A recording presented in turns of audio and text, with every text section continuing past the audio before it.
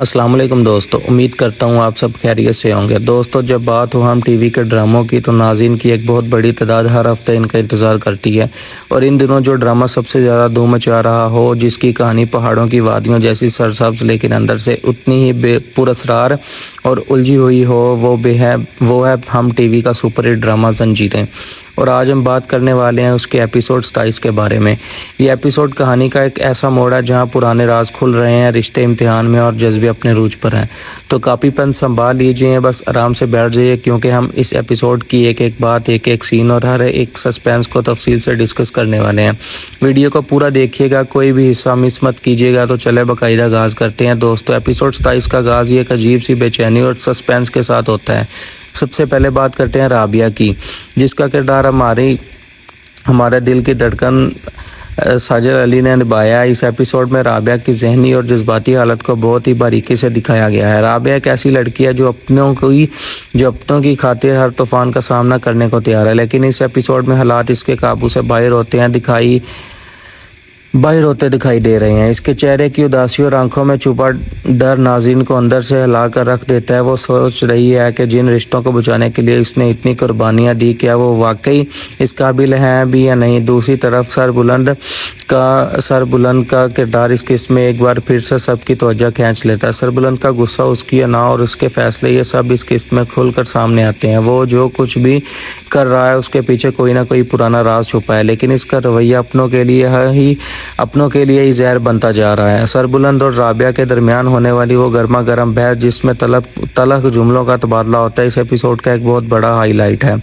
اب آگے بڑھتے ہیں اور بات کرتے ہیں مدثر کی، جن کا کردار امیر گیلانی ادا کر رہے ہیں۔ مدثر اور سربلند کا آمنے سامنے آنا ہمیشہ سے ہی اسکرین پر چنگاریاں پیدا کرتا رہا ہے، اور ایپیسوڈ 27 میں ان دونوں کے درمیان سرد جنگ اپنے عروج پر نظر آتی ہے۔ مدثر کی خاموشی اس پر کمزوری نہیں بلکہ ایک گہرے طوفان کا پیش خیمہ لگتی ہے۔ وہ اپنے گھر والوں کو بچانے اور حالات کو سنبھالنے کی کوشش تو کر رہا ہے، لیکن طاقت کی اس رساکشی میں ہر کوئی اکیلا ہوتا جا رہا ہے۔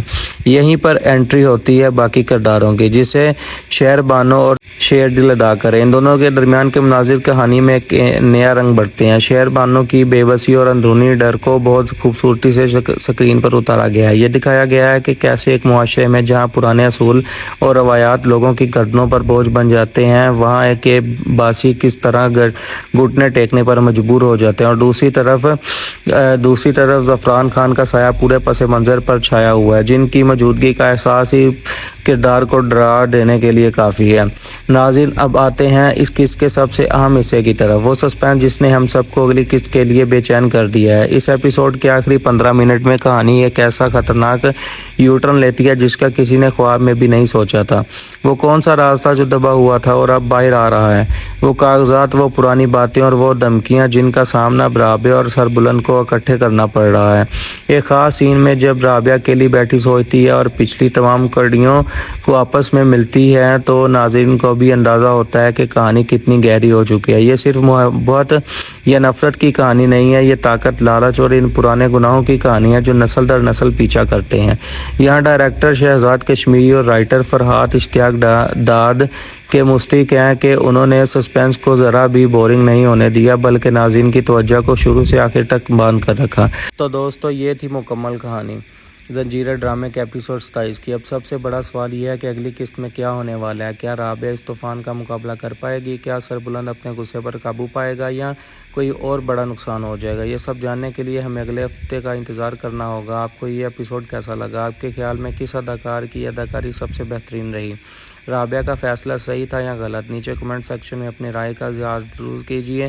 اگر آپ کو ہماری یہ تفصیلی ویڈیو پسند آئی ہو تو ویڈیو کو دل کھول کر لائک کریں، اپنے دوستوں اور ڈرامہ لورز کے ساتھ شیئر کریں، اور ہمارے یوٹیوب چینل کو سبسکرائب کرنا بالکل مت بھولیے تاکہ اس کی مزید زبردست ویڈیوز آپ تک بروقت پہنچتی رہیں۔ اپنا بہت سارا خیال رکھیے گا۔ ملتے ہیں اگلی ویڈیو میں۔ اللہ حافظ۔